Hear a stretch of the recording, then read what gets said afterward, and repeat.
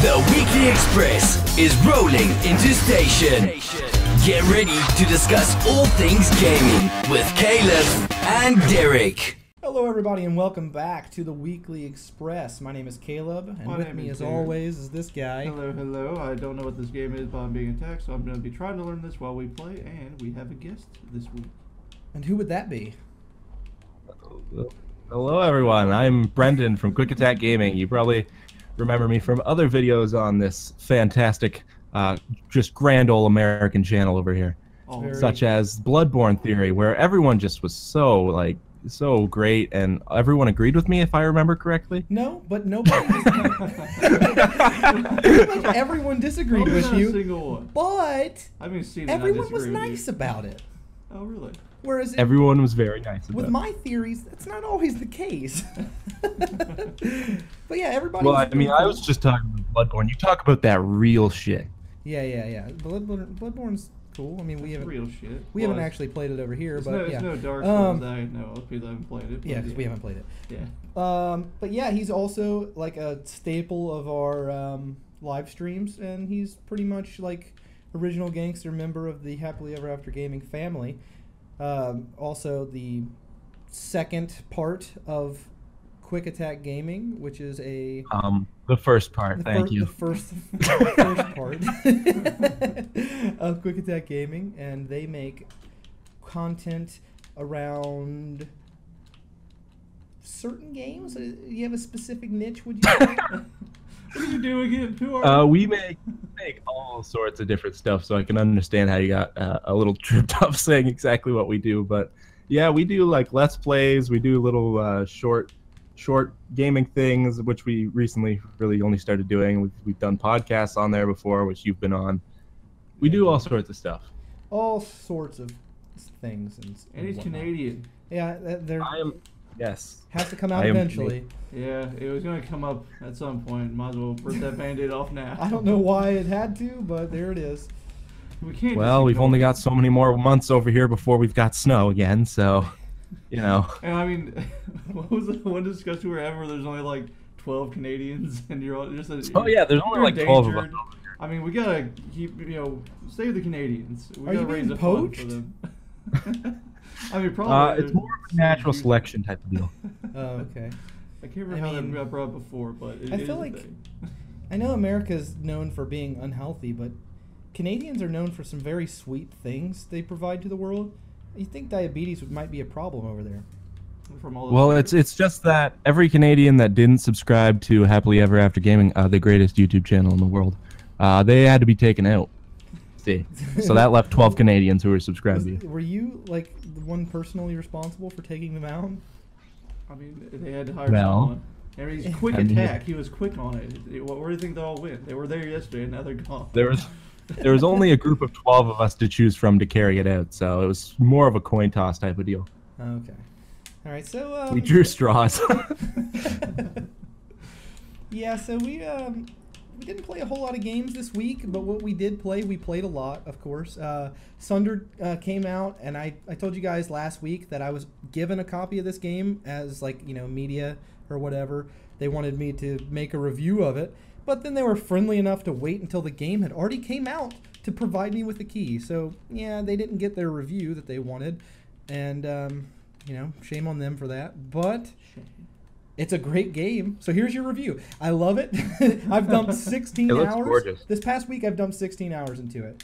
It is a very beautiful game, very artistic. Everything is hand drawn. Boss rooms with the skulls on them? Oh, yeah, this was a boss room. Okay. Am I still going the right way? Yeah. Okay. So if you hold L2, you can see the map. Oh. L1 is how you heal, and you just wasted one of your things. Did. Anyway, so yeah, it's a very stylized game, and it is a Metroidvania, and it is actually one of the truest that I've played in recent times, and I've played most of them that have come out. It's just, everything feels really good, and it holds a lot of those Super Metroid, Symphony of the Night kind of elements. It also has like a sphere grid type. Bloodstains don't be bad. Yeah. Bloodstain looks awesome. So hopefully that doesn't. Please be good Bloodstained. Yeah, hopefully it doesn't flop like many other Kickstarter projects. Wait, it's called Bloodstain? Bloodstain, yeah. What is that? It's made so that's the story elements of the game, or you hit those with your sword, and then it kind of tells you some stuff. But yeah, so Bloodstain is made by the creator. I can't think of his first name, but I know he's affectionately called Iga. IGA. I don't know how you pronounce that. But yeah, he is the original creator of Symphony of the Night, and he also worked on other Castlevania games as well. And basically, like, who's the other?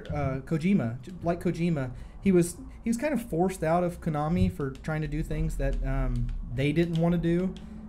And so he kind of just went out on his own and started a Kickstarter to do a spiritual successor for Symphony of the Night. And I mean, it totally looks good, but it's been in production for a long time now, hasn't it? Yeah, it's been a while. I remember you telling me about that like months ago. I think it was like 2 years ago. Or even longer, probably.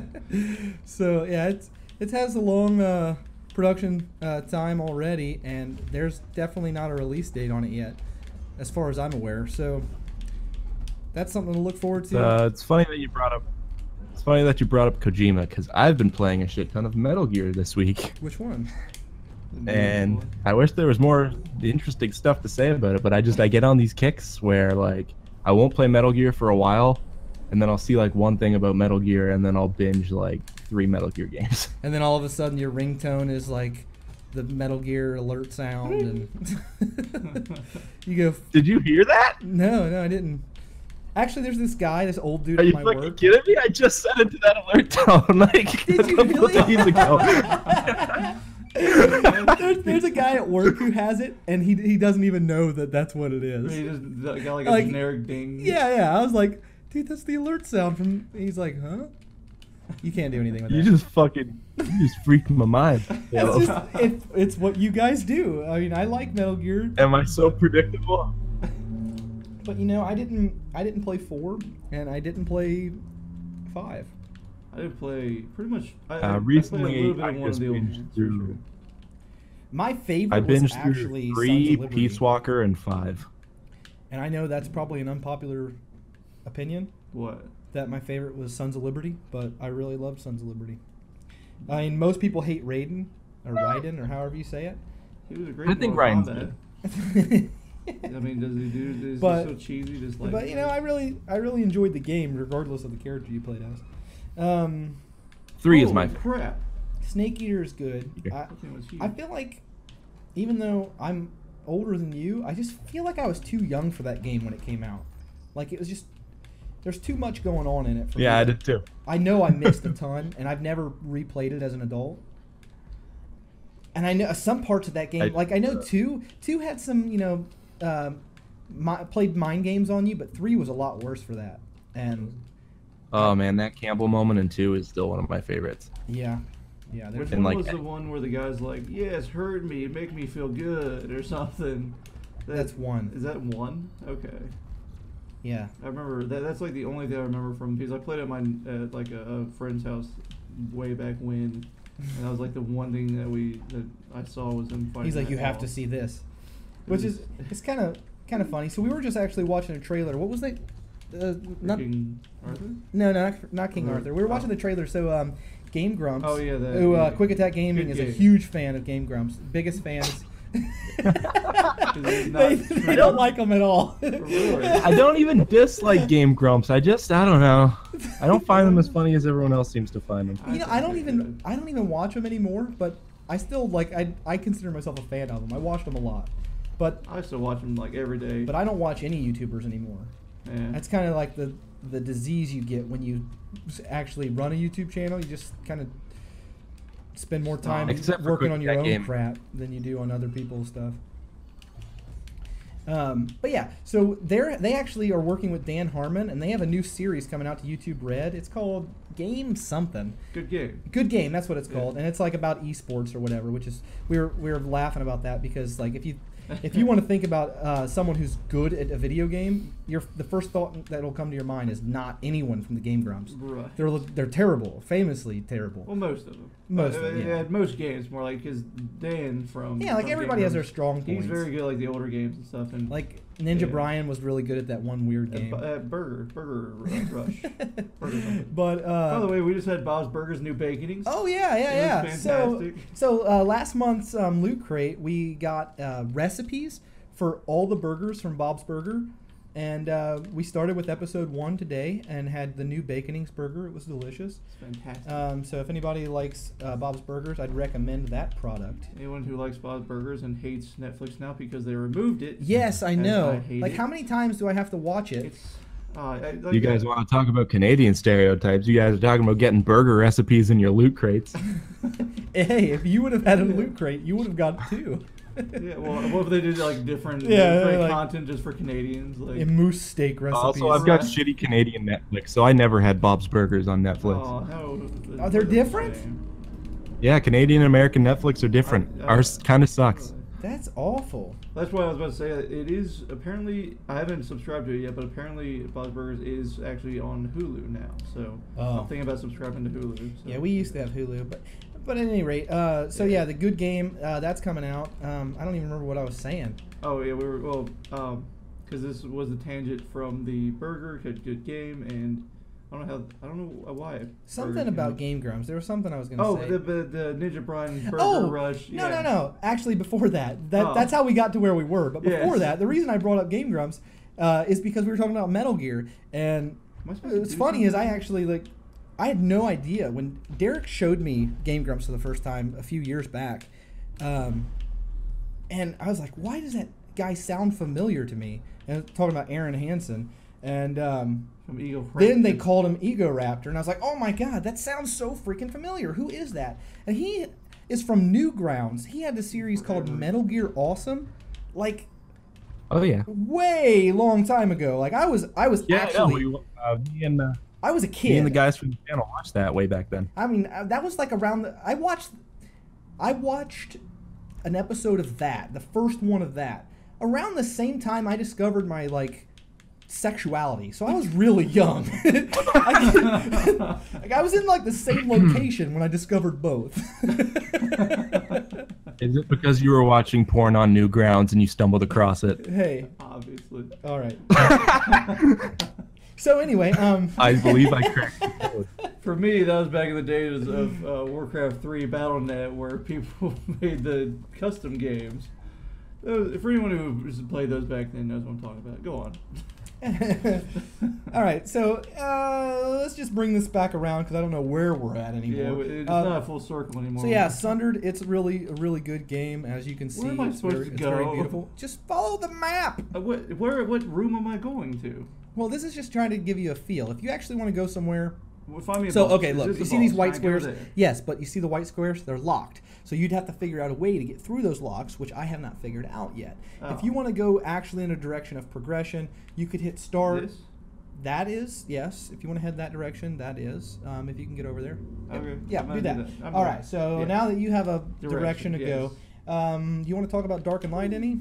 Yeah, sure. Well, I can't remember how much I talked about it before, but quite a bit. Yeah. Essentially, we moved servers. There was a whole lot of espionage and social manipulation on our server, and things got a little bit too I don't know invasive, I guess. People were looking up Steam accounts and then Twitch accounts and then Facebook accounts to find out who everyone was and know when they're playing the game and stuff, and there were some very hateful people on the server that we were on, so we ended up switching servers. And so now we just are on a server where everyone hates this Chinese Zerg guild that's just spamming nonsense all the time and being extremely rude. So we have an easy target of hate to constantly go after.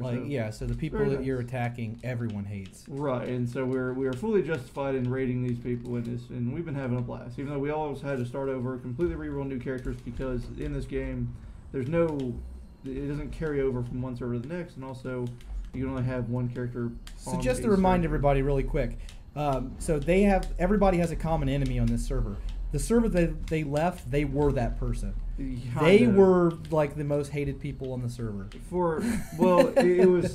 was odd because it was more like some people claimed to be our allies, but we're actually in cahoots with people who wanted us all dead. So it was us against the server, and it not a good manner. Like they were being very underhanded about fighting us. So it was really annoying. So we put an end to that. So, but yeah, now we're just on a new server and still having a lot of fun with it. I expected a lot of the people that were playing with us. I expected a lot of them to actually not continue playing because moving server meant they would have to redo everything they were doing. Right. But I think we actually have even more people playing now. So just for anyone out there thinking that they may get the game, I highly recommend it. I know Citadel has come out, and I do know a couple people playing that, but they're even saying that there's the content there. It is definitely kind of limited. So whereas the Dark and Light coming from the people who made Ark, they had a whole lot more to already go off of. So just a definite recommendation for anyone looking for some kind of open world construction PvP type game. Survival kind of thing. Right. It's definitely been fun. Dark and Light gets 2 thumbs up. Mm-hmm. Way up your butt. Way up your butt. All right. So that is the Dark and Light discussion for this week. Brendan, what's going on in your world? Hey, me. You there? It's you. Oh Jesus. Oh my God. Can we just talk about this really quick? I'm seriously considering finding an artist to render this so we can make it a shirt, even if only me and Brendan are the people who ever buy a shirt. It was so funny. We were playing Quiplash 2 nights ago. Quiplash. When you guys are watching this podcast, it was Tuesday's stream. He got the question, a 3 a.m. text Jesus would send? Yeah. And you know that book, Hey God, Are You There? It's Me, whatever her name is? Yeah. He said, Brendan's answer was, Hey me. You there? It's you, Jesus. Oh my God, that is so funny. We laughed so hard. And I just want so bad to have a picture of Jesus like kneeling down but not praying. He's actually on his cell phone and it just has that caption. Oh, that would be just perfect. Fantastic. But anyway, what's actually going on? I can't get up this wall. So I'm going to make a big exclusive announcement on this fine channel over here. That's my French Canadian poking through. Exclusive. So I've been working pretty hard on something. I've been working pretty hard on something brand new for the channel, and it's not to say that we're gonna be getting away from the gaming or anything, but it's a big reason why there hasn't been gaming stuff lately. It's a slippery slope. We don't do gaming anymore. See what's happened to us. The gaming. Soon. I can't monetize this new thing, so we got to keep up with the gaming. But so I've been working on something called an abridged series, and I'm sure a lot of people already know what that is, but for those who don't, basically you take a show, typically an anime, and you get rid of all the audio from it, all the sound effects, all the dialogue, and you basically dub over it, and it's usually in a comedic fashion. And I'm doing that for a show called Blue Exorcist. And oh boy, it's been some work. So that should be soonish that I'll be able to put that up. I'm hoping before the end of August. I'd rather like mid-August, but it might be late August because I'm waiting on some other people for stuff. I've never seen the anime, and neither has Caleb. And what, without any kind of information on your project, but what's the anime about? Is it like an action anime, or is it yeah, the main plot point of it is that there's this boy who was raised in the human world, and then when he hits a certain age, he finds out that he's the son of Satan, and he goes to this. Oh. How does he discover? I mean, facts? Through various means. It's you. Are you there?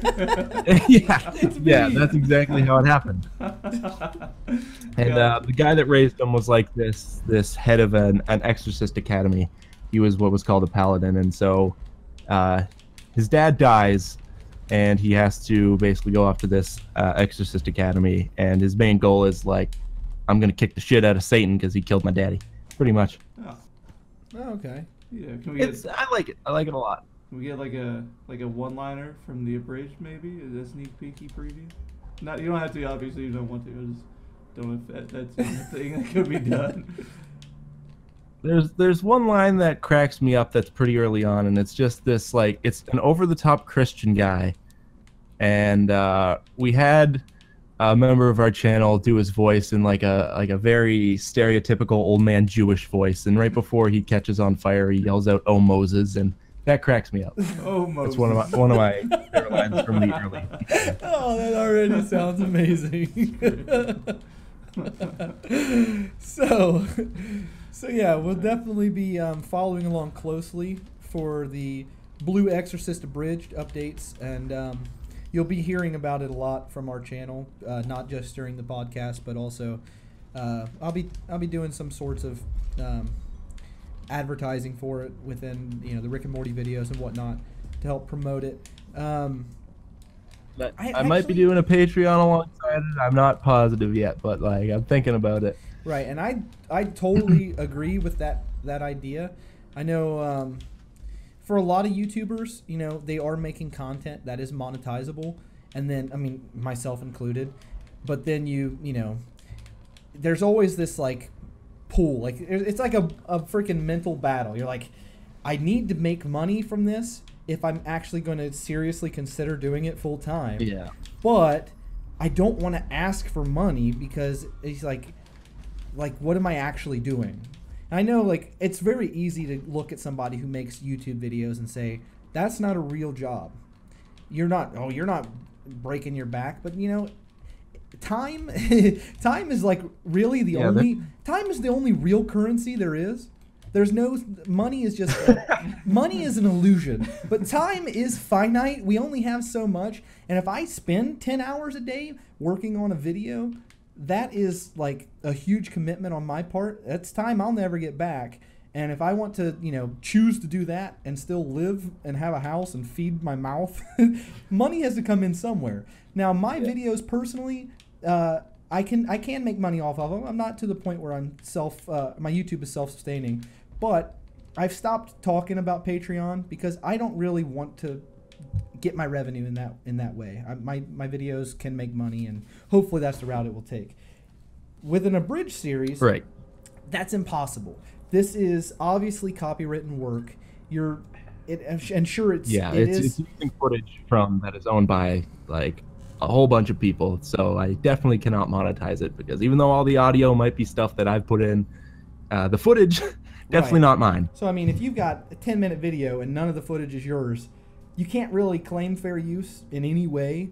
I mean, you're just, and a lot of people would do this. Not if I'm making money directly from that. Right. So, as much as you'd like to say, well, it's just my hobby and I do this for fun, if you actually want these kind of things to exist in the world and you want to continually see things like this, they have to have some sort of motivation to make it and be able to take time out of their week to do that. And the easiest way to do that is Patreon at the moment.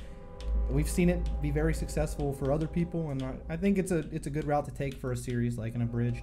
If people want to see more content like that, like I want to be able to keep working on it too, because I had a lot of fun putting this thing together. It's extremely satisfying having like footage with no noise over it, and then being able to edit it and then see it in its final state. It's incredibly satisfying, and I had a ton of fun doing it. So I want to be able to keep doing it. So there's a lot of reasons. It is time consuming. There's a lot of reasons I'm excited for it, and one of them is just because normally you are part of the show, but you're usually not the person who spends the time editing the footage for series, correct?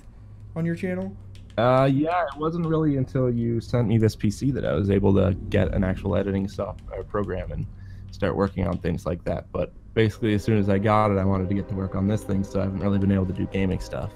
Right. Typically, Jeremy did all the editing, so I basically got an editing program and went straight from never editing to editing this thing. Yeah, so that's something I'm excited just to see how you got your feet wet into video editing, because I know I don't know, it doesn't sound super exciting for some people, but I've been editing videos since I was 15. My first YouTube channel, making freaking RuneScape and World of Warcraft videos. long time ago.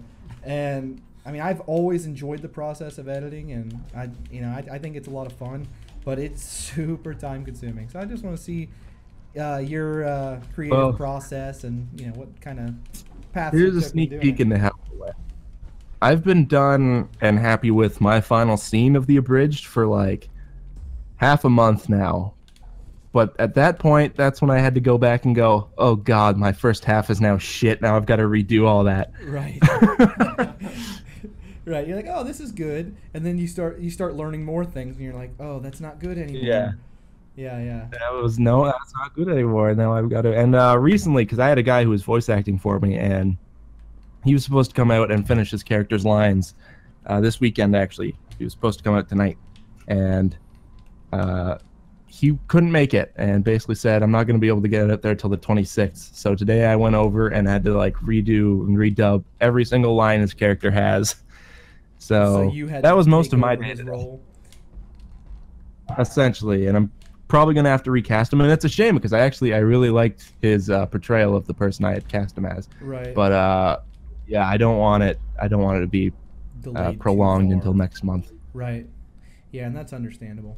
Well, that's also another reason I'm excited, is just to see your voice acting abilities. I know you've done quite a few characters on our not our podcast, but on our live streams already. My wife. What are you talking about? My wife is very fond of you. I've never done a voice on your podcast before. Yeah, Wrong. Fantastic. Yeah. So, yeah, all around, I think I'm really excited about it, and yeah, man, everybody here in this family want to see you succeed. So, we're wishing you the best of luck with your new series. That makes me happy. Thanks, man. Yeah. But yeah, I'll tell you, Jeremy doesn't want me to do a Patreon. So, I don't know. I'm really thinking about it. I mean, I'll probably go for it because, I mean, really, the worst thing that can happen is like nothing. Right. I can tell you that the thing I was afraid of when I made mine originally, and when I made mine, I wasn't really making any revenue, but the thing I was afraid of is just people thinking I was, begging for money. And I didn't get any comment, not one, saying that. No one attacked me for it at all. I think they're just I also so want to make sure I can think of things that are. I also want to make sure I can think of things that'll make it worth it for people to donate to the Patreon. Right. Yeah, and absolutely. As of right now, what's come to mind is maybe like exclusive behind-the-scenes stuff, but I have to think of a way to make those exciting. But like as it stands right now, that's sort of where I'm at. I'm trying to think of different things I could set to make it worth people's while. So you went in a direction that I have not gone at all yet. All these enemies are new to me. This is terrifying. So I don't know what to tell you. But it looks cool. Yeah, so I mean, the whole Patreon thing, and I understand his viewpoint too, but maybe if it was like specific to the abridged and it wasn't, just like Quick Attack Gaming's Patreon, maybe that would be a way everybody's kind of happy with it.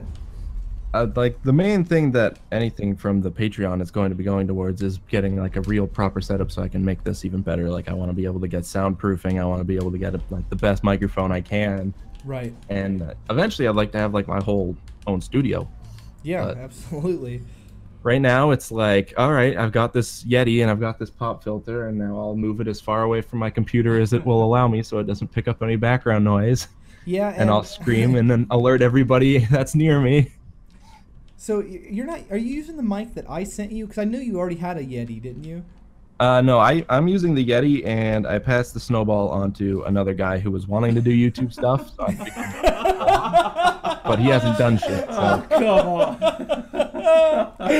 Oh, gross. At this point, I'm really wishing I could see what was going on. No, we're laughing at what you said. Oh, fuck you guys. I just pieced it together. Pass the snowball on to another guy. That's what the mic was called. Which, besides how funny that was, I'm glad to hear that, because I sent it to you because I had no use for it. That thing would pick up sounds from 5 miles away. He hasn't ended up doing anything with it anyways. Editing the audio from that microphone was a nightmare. Trying to get your voice out of all that sound was crazy. And this one, by far, it's a lot better, but I totally want to upgrade as well. But speaking of getting your own studio, I'm not going to like relocate or pay for freaking rental space or something like that. But if YouTube continues to do as well as July, guys, July was my best month on YouTube ever. Those Rick and Morty things, good move on your part. Holy crap! And you know, people would ask me to do them, and I said no because I know of another channel that has done some, and the guy's like super smart, and I'm not that intelligent, so I was like, I'll just sound dumb, you know? like why would I just make myself sound like an idiot? But, you know, I caved to the dollar, and I did it, and oh my god, it really did well. I also kind of got pivoted forcefully. I talked to Derek about this on the last podcast, by Cartoon Network basically saying that you can't use Adventure Time stuff anymore. I mean, before, I've had videos demonetized, which, trust me, it feels awful when you actually put a lot of work into a video and they just demonetize it. Yeah, but well, we've got a lot of Nintendo video game videos on our channel, so we know all about that. Yeah, for real. But not only did one of my videos recently get demonetized, it got copyright striked. And I have a strike on my account that I cannot get rid of. That really never go away? It doesn't go away. That's so stupid. And if I get 2 more, my account gets closed. And you can't even appeal that. So I won't be making Adventure Time. I keep getting these requests, even since the last podcast where I made this announcement. You will not see another Adventure Time video from my channel. Rick and Morty is on Adult Swim, which is technically Cartoon Network, so it might even end up going down that path as well. But if it does, I'd probably get a lawyer, because MatPat is making Rick and Morty videos, and he uses like full-on clips and stuff, and I don't do anything like that. Right. So if he's getting away with it and freaking getting 9 million views, guys, hold on really quick. His CPM, if for people who aren't YouTubers, CPM is how much money you get per 1,000 views. So like when I first started YouTube, I would get around like $1 per 1,000 views. Really? And now I'm basically, advertisers deem your content advertiser friendly. The more friendly it is, the more value it has. But the better of a reputation you have on the community, the more of a value it has. So like some of the big players like PewDiePie and those guys, they're like in the teens. They might get like $13, $14 per 1,000. Right now I'm getting like 5. Those you are. Want to hear something really depressing? What? Our most viewed video is like 20-some thousand views, and off of that we've made 44 cents. Are you serious? Wow. 44 cents. And that's your get dunked on video, right? Yep. That's crazy. I can't even begin to understand that. Is it because it's Canada? No. That's like a legit question. So so YouTube gives me a breakdown of. I can't tell you guys exactly my CPM because that is against terms of service, but the difference between my so it shows which countries are the most valuable to me, which is kind of funny. Like YouTube places Mexico way low on the list, guys. It's borderline racist. But that as long as it's borderline. Canada is number 2, and it's only like 40 cents off from America for me. But yeah, basically, I make a lot more than I did before, but that's only for monetized playbacks. So that's only for people who are watching from a computer without ad block. And basically, you might see ads when you watch YouTube videos on your phone, but those views, they're not worth as much. So I don't even really count that. I just count stuff viewed from a computer without an ad block. And currently, my viewer rating is like 40%. Watches without an ad block. So the vast majority of people watch my videos with ad block on. I've actually asked people to turn it off, but that actually backfires. Don't ever do that if you make a YouTube channel. Oh, they really go crazy. But at any rate, if YouTube continues how it did in July, and I can progress. I know I said this in October of 2016 when it seemed like YouTube was happening for me. When but then everything fucking went down. Oh my god. You guys know what happened. The algorithm changed. The advertisers went on strike. All this bull crap. Yeah, a lot of crap happened. And YouTube was basically It was just a thing. On fire? I had no motivation to do it other than the hope that things would turn around, and I didn't want to be totally irrelevant when that happened. Well, here we are. It's turned around, and if it can maintain, and if my YouTube can double. So this time last year, I was saying if YouTube, I literally had this conversation with my wife. I said if YouTube was 10 times bigger right now than it is right now, I could quit my job and I'd be a YouTuber. Right now, as of July, if YouTube can double what it's doing in July going forward, if I can get to where it's double consistently, I could quit my job and be a full-time YouTuber.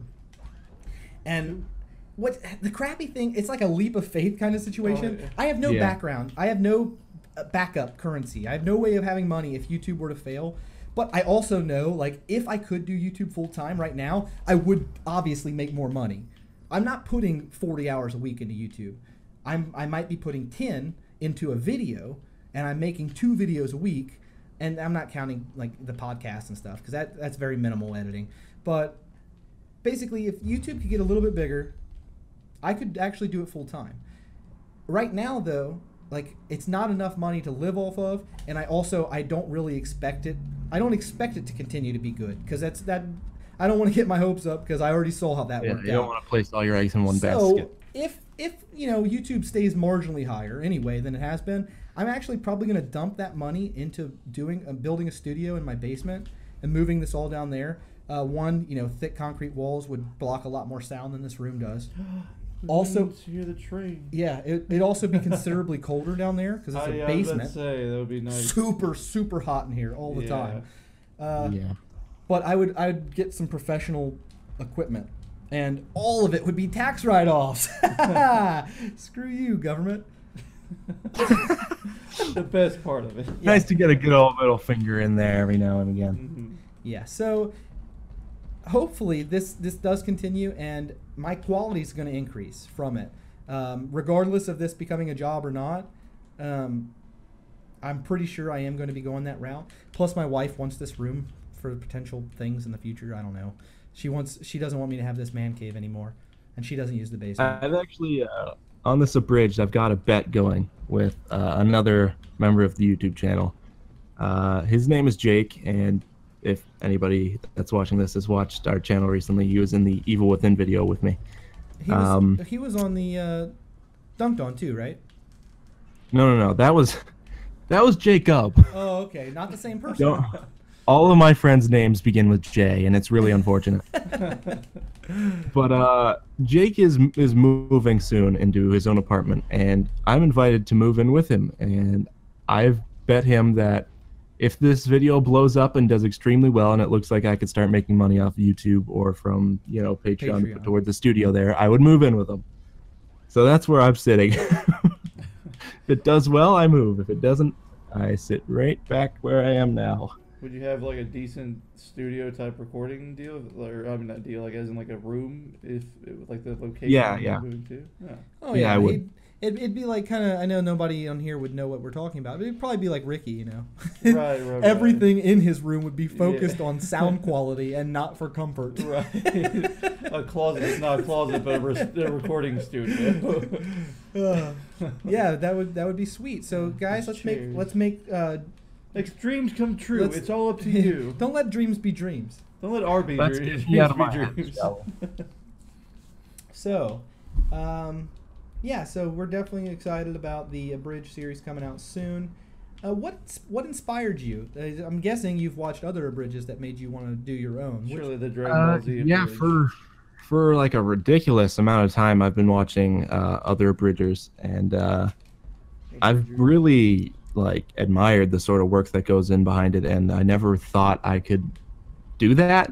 Like, I used to watch way back when abridging first started, Little Karibo doing Yu-Gi-Oh! Abridged, and then I started watching Team 4-Star doing Dragon Ball Z Abridged, and even Lanny Patour's old Yu Yu Hakusho Abridged. It was for a long time I looked at this stuff and I was like, there's no way I would ever be able to do some shit like that.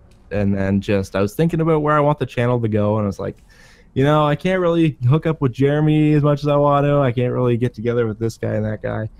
I want to see what I can do with this editing program and just throw together some footage and I liked it, so I kept working on it a little bit more. Then I sort of got interested in the voice acting type of deal, and I don't know. I'm really excited for it. That's awesome. And yeah, we've actually talked in the past. So even outside of the abridged, that's kind of like a dream of yours as well, isn't it? Voice acting? Oh, I would love to be able to like someday hear my voice coming out of a video game or like an anime or a cartoon of some sort. Yeah, that'd be crazy, cool. Dude. That would be like, you got to hear this.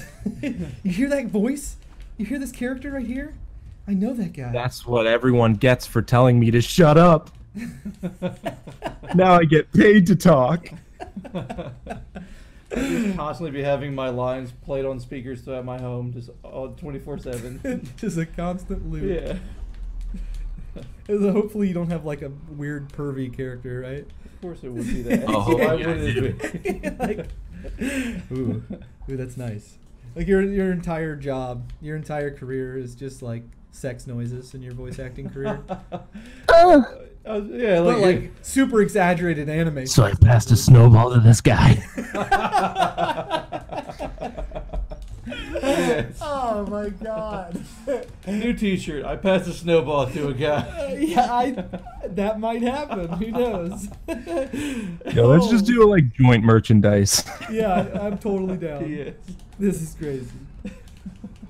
All right. Well, outside of that, did you have any updates for the channel? Do you guys have any other things coming out? Any other projects that you know of? There's a project that I was again supposed to start working on this weekend when Jake came out, and it'll have to be postponed until we can start working on it when he comes out on the 26th. But yeah, fuck it, I'll just say it. We're doing a Let's Play of Metal Gear Solid Peace Walker. And big reason we want to do that is because it has multiplayer, and we think that could be a lot of fun. Jake and I are both like obsessed with Metal Gear, so yeah, him and I played through MGS3 recently, and we thought that we had a pretty funny back and forth, and so we were thinking maybe we might be able to do a Metal Gear game. You were like, "Damn, we weren't recording." Every time that happens a lot. Everything that we do is like that. Oh, it's the worst. I mean, just like when I first met this guy, this Canadian here, it was right after one of our live streams, and like it was fun. It was good stuff. But then like after we were done, streaming, then we continued to talk for like I don't even know however many hours that was, of just the best things ever in life, and it was fantastic. After you got done streaming that night, me and Derek stayed on Discord for like 8 hours. It was ridiculous. Holy crap! Fantastic. Yeah, I heard you guys like communicated for a good portion of that time only in quotes from Futurama. Oh yeah, yeah. It was like 30 minutes of just back and forth Futurama quotes. I pretty much watch that every night to go to sleep. Really? Yeah. It's a good choice. My son, he's always like, "Are you putting on Future Army tonight?" Future Army. Because he's 4. He's Future Army is what he calls Future it. Army. I said, "Son, you are the future army." When you're drafted. Sorry, kid. Sorry.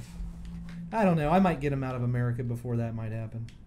That's totally off topic. So does American Netflix have like the good old episodes of Futurama? Because Canadian Netflix only has like the not as good new ones. It has all of them. It's got all the old ones and the new ones. That's a bummer. So I watched through Bob's Burgers every night. Like I pretty much went through it like probably 10 or 11 times before they took it off. Oh yeah. And now I'm doing that with Futurama because it's gone. I switched to Archer. It's still the same voice. Yeah. So like Futurama is great. It's just so old now, and like before internet streaming television was a thing, I had already seen every episode of Futurama 1,000 times, because they replayed them so much on Adult Swim, and I had never seen Bob's Burgers before Netflix. Really? I never watched it on TV ever. Derek told me about it a few years back, but I never watched it. And God, it's so freaking good. It's the best. I thought it was going to be stupid, to be honest with you. Really John Benjamin is just one of my favorite voice actors in general. He's so good. He's fantastic. He was actually in a couple episodes of that live action show, Master of None, Aziz Ansari's show. Which, really? Let me just say, Aziz Ansari, he's like, his stand-up, I don't know why, I find him so annoying. So annoying. And then I even watched, as a huge Office fan, I tried watching that show Parks and Recreation. and I hated it, and I hated him on it like so much. But the show Master of None is so charming. It's like I love him on that show. I don't know if I probably wouldn't like him in person based on all of his other work, but I don't dislike him. I like he's not my favorite comic, but I think he's okay. But that show is very, very. It's just so charming. It's almost kind of like a resume for his love life or something. Like he's like, here I am. I'm like, yeah, it's comedy, but it's like really subtle, and it's really like just. It's sort of like when Louis C.K. had Louis, right? It's like his version of Louis. You know, a lot of the things that he encounters are obviously larger than life. Right. You know, they're amplified for comedic effect, but it's still like a very calm experience watching the show. It's really like kind of relaxing. But he was actually the voice actor of Bob and of Archer, was a character on a couple episodes, and oh my god, he was so ridiculous. Like if you're just a fan of him, watch the first season of Master of None just for that fact. Yeah, like a few years back, my brother just sent me this link to a video of him and H. John Benjamin yelling Lana for as long as they could. I guess he showed up at my brother's old college at some point. That's awesome. I was pretty pissed. Yeah, super I'm jealous jelly. it wasn't me. I was pretty jelly. Oh, that's amazing. Where's he at now? Let's go find him. Wait, the actor or your brother? No. No, let's go find his brother. Find your brother, kick his ass. Okay, well, I know where he is, so I'll lead the way. H. John Benjamin, just with like his work, just even on Bob's Burgers and Archer, like alone is like a fantastic resume. Just if he just put those two on, right? Yeah, he's so good on them. Yeah, so good. So, yeah, do we have anything else? I haven't talked about my health. I guess I could give you guys an update on that really quick. It's not so exciting anymore because I'm probably not going to die. That sucks. Hey, on keyword is probably. But I'm never going to say that in any of the bigger videos. So unless you watch this, you all are going to still think I'm dying. Here's the thing, Caleb. Here's the thing. Yeah. Mayweather probably is going to be Conor McGregor, but it's the what if that makes it interesting. You know, I'm not interested in any of that at all.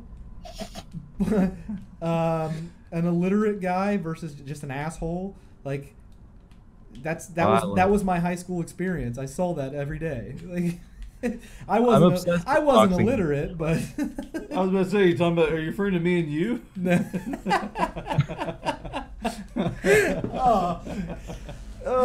Yeah. Well, now you're showing your true colors, you asshole. Exactly. Yeah, I was much more of an asshole back then. I'm much more calm now. You were kind of a dick. I was, for sure. But it was funny. Yeah. It was. High school days. In high school, before I really knew this guy, pretty much all he was to me was someone I stole gum from. Yeah, I sold gum to everyone else. He's the only person I stole Derek it from. brought massive amounts of gum to school, and he sold it for $0.25 for a piece of gum, which is obviously every school have that guy. So obviously it was a huge profit margin. 25 cents for a stick of gum is retarded. And it was pretty good. With a capital R. Yeah, that's actually how I afforded when I built my first computer. I afforded it by the money I made selling gum in school. Gum. Like a good, it was like $500-600 probably, and that was a while back. But yeah, it was good. I didn't pay for a stick of gum once. Yeah, I don't know why that happened. Essentially, I didn't even know you when that was happening. You just started. Right. Actually, the way he talked to me, I figured he hated me. I had just gotten into World of Warcraft, and him and his brothers were already like beyond it. So like everything I said like irritated him. He was like, "Oh, World of Warcraft sucks. You should play this game and do this." And oh yeah, I did that 4 years ago. What's wrong with you? Like I was doing that. I was doing that in the beta. And I was just like, I knew this guy in high school, and he was so fucking annoying. Because back in high school, I was like, I'm glad this is what the tangent is from my story. I was the type that would play Yu-Gi-Oh at the school, and there's this guy there who was like a year older than us. And Jeremy and I would go there to play Yu-Gi-Oh! And he would always try to pitch like these trades. And whenever everyone would be happy with the trade, he'd be like, "My cards are worth 8 cents more than yours. Give me something else."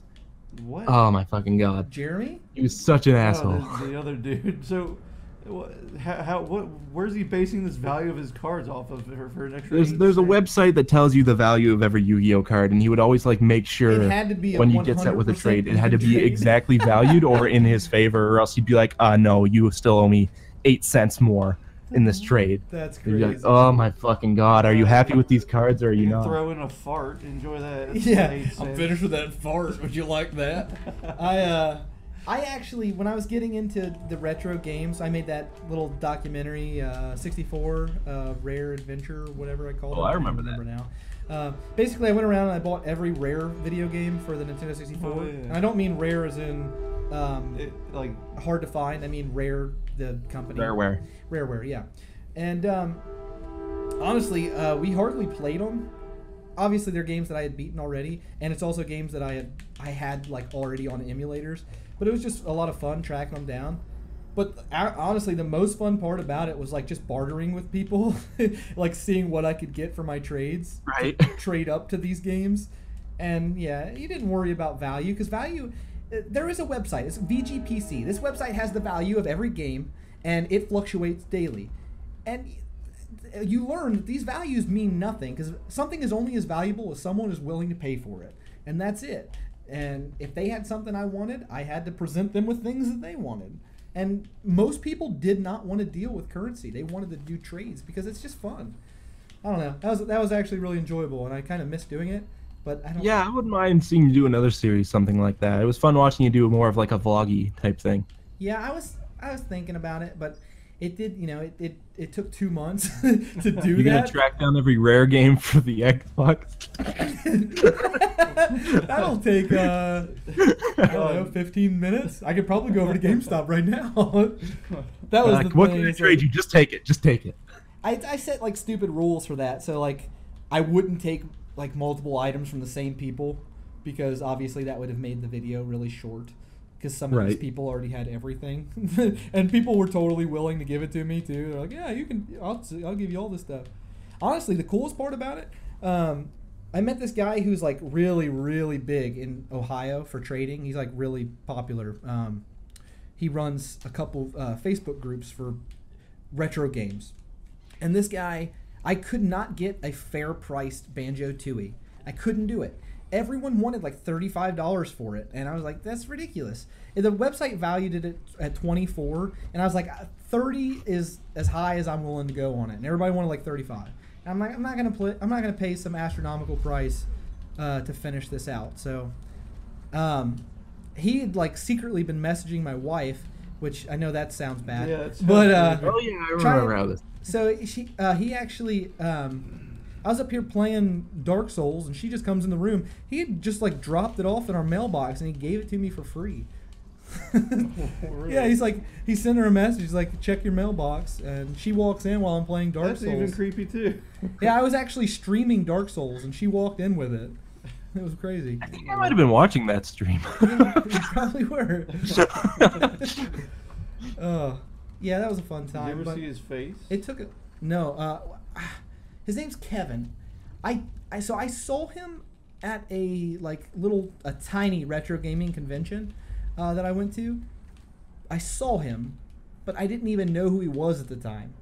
But I know what he looks like. Oh, okay. Basically, but we've never talked. But yeah, it was really cool. Made a ton of friends doing that. If you guys ever want to make some friends, find a local group for retro games, like Ohio for us, but wherever you live, there is a retro video game group on or collector group on Facebook. You will make some friends that you will have forever. Or just start a YouTube channel and message people out for collaboration opportunities. Yeah, exactly. That's how Caleb. Yeah, I said, hey, you guys want to do a video? You guys are bigger than me. See what happened there, guys? It was actually extremely refreshing for you to ask us that, because we had asked so many other people who would not collab with us at that point, and then like a couple days after we kind of were like, all right, we're not going out and asking any more people. We get a message from them. You want to collab? You're like, yes. Fucking thank God. So I actually messaged you on Facebook, or on YouTube, and not many people even use the inbox on YouTube. I don't even know if you get a notification for it. Honestly, based on the amount of responses I got, I would say that you don't, because Yeah. I messaged like 50 or more channels, and I only talked to 3 people, and you guys were one of them, and you were the only one that I ever actually did anything with. Yeah, well, we were currently checking our YouTube inbox frequently to see if any other of our other channels had messaged back, so that's, I think, how we ended up seeing your message. Right. Well, yeah, that was a great thing. I'm glad that happened. But that also reminds me. So, speaking of podcasts, and we're doing one now, I've been recently getting into the H3 podcast. I guess it's just H3, ain't it? It's not 2. The H3 podcast, and I think I'm caught up now, except for the most recent one. But there's an episode where they have Boogie2988 on there, and Boogie was talking about how you grow a channel, and he was saying like collaborating with channels that are larger than you is obviously a great way to do it. And he's like, Ethan, obviously H3 is not that old. Like their channel's only like I think 2.5 or 3 years old now. And they've only been big for like a year. Now they're like a household name. But they've only been big for like a year. And so they were like, Boogie was saying this, and Ethan was like, he's like a really cringy moment here, but I actually messaged you.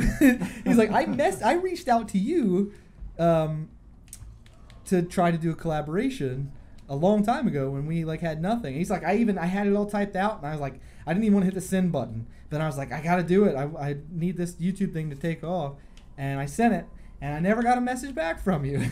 Now H3 Productions is obviously bigger than Boogie2988 in channel size. I guess that was kind of a bad thing to say.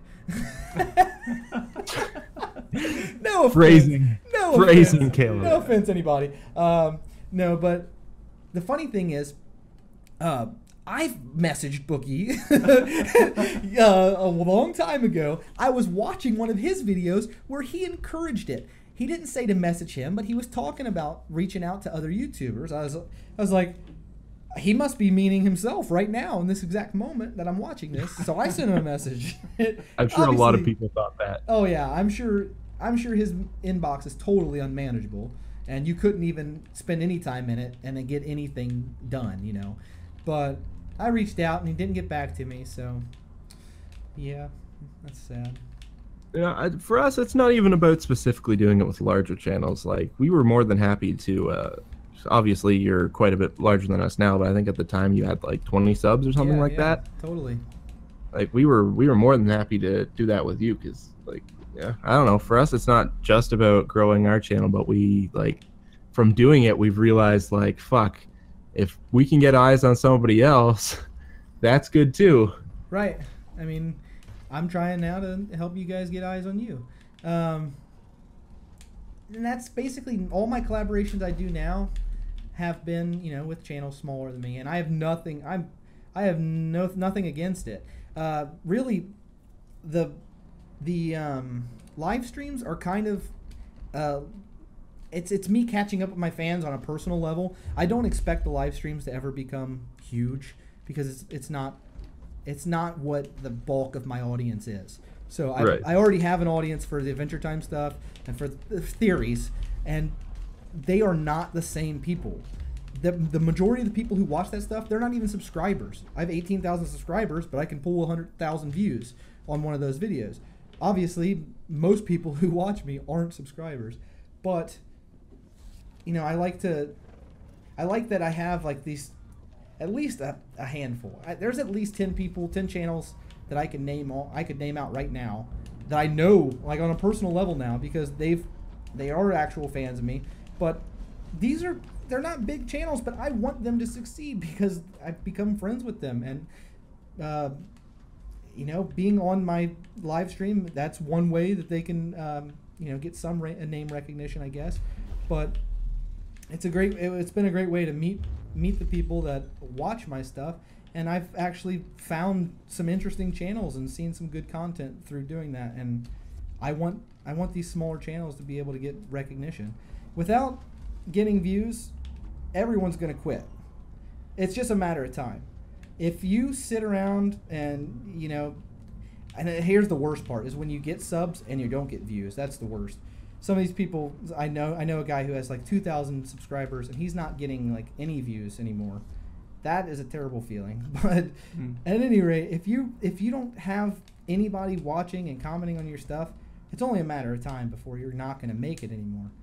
And if to keep the community alive and to keep this kind of content coming out, we have to support the people that we like. We have to help them get attention. If you like a small channel, figure out a way to help them out. They have to. And on that note, everybody, so in 2020, Tentacon, it's going down. Me and Happily Ever After Gaming, our own convention. Yes. What is the convention centered around again? It's a for fans of tentacle hentai. That's what I was thinking. That's exactly what I was thinking. That's what it is. And the plaque on the door is going to say you're going to have a bad time. I was just also imagining just a bunch of people like camping tents. So they just set up all. That's a great idea. That would be it'd be a huge cost saver if we had our con if we had our con on a campground. Nobody who flew in would have to pay for a hotel. You just have a tent. You just bring a tent. Yeah. Genius. and plus, people who go to cons already smell bad, so it's not like a lack of a shower would cause any more smells. Well, at least you'd be outside as well for the majority of it, so it would be more breathable. Maybe Tentacon could be in a large tent. The first 100 guests get a free power glove. This is intense. Yeah. So yeah, it's just for people who love Lovecraftian horror elements and. Oh wait, so the tentacle thing was serious. And tentacle rape. What is it actually? I don't know if I'm being trolled anymore or not. What is it? This is a joke in a Facebook message. This is all this is. I'm so confused. You need to be both into Cthulhu and some fucked up shit. Yeah, Cthulhu isn't. Not compared to the stuff that's just scratching the surface. I mean, I'm all down for it. I just don't know exactly what. Do I bring a tent or do I just bring some lube? You know, I don't. I mean, well, really, you could bring whatever you want, really. Except weapons. We're not exactly the most picky bunch. No weapons, please.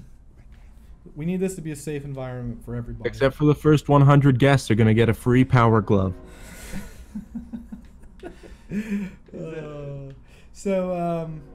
Yeah, totally off topic. I know that was crazy, but that also reminded me that my wife and we are going to be at the Cincinnati Comic Expo on Saturday, September 23rd. We are not going there as YouTubers. We will not be there at a booth or anything. But that'd be hilarious if you like went up during somebody's panel. If we're like, "Yo, we're on next." But we will be there. So if any of you are planning on going to that, comment below. And if you're totally not weird or dangerous, hey, maybe we'll find you there and talk to you and hang out. Yeah, they will find you. You don't come to them. Yeah, don't come to me. That's creepy. They can smell out their fans. Don't call us. We'll call you. Exactly. All right. Well, I think that's about all the time we have for this week's episode of the Weekly Express. Any final words, fellas? Persona 5 is my video game of the year. Oh, what are we doing tonight? Oh yeah, we don't know what we're live streaming tonight. We're gonna be live streaming, but we haven't really decided what we're gonna do. Just maybe more Terraria, maybe not. Who knows? Maybe I don't know. We don't know. We'll see what we're gonna do. But yeah, I think it's been good. Are you gonna tell us your game of the year, Derek? Oh, game of the year. Rocket League. Rocket League has been your game of the year for 3 years running. Yeah, anyone who I play Rocket League, and it's my game of the year, and every year from now until ever. Maybe Dark Souls, but still, yeah. At the moment, I'd still say Prey is my favorite game that came out this year. This game is up there though. Sundered is fantastic, guys. I definitely think you should check it out. Well, I've been playing it, even though I've been very much not. I'm gonna die. Well, good thing. Yeah. All right. Well, that's how you die. You get wrapped up by tentacles. So Tentacon right there. All right, guys. We'll catch you in the next episode of the Weekly Express. Later, taters. Are you there, me? It's you, Jesus. New episode of the Weekly Express every Sunday. So join Notification Squad and you won't miss out. Hey, thanks for watching Happily Ever After Gaming, man.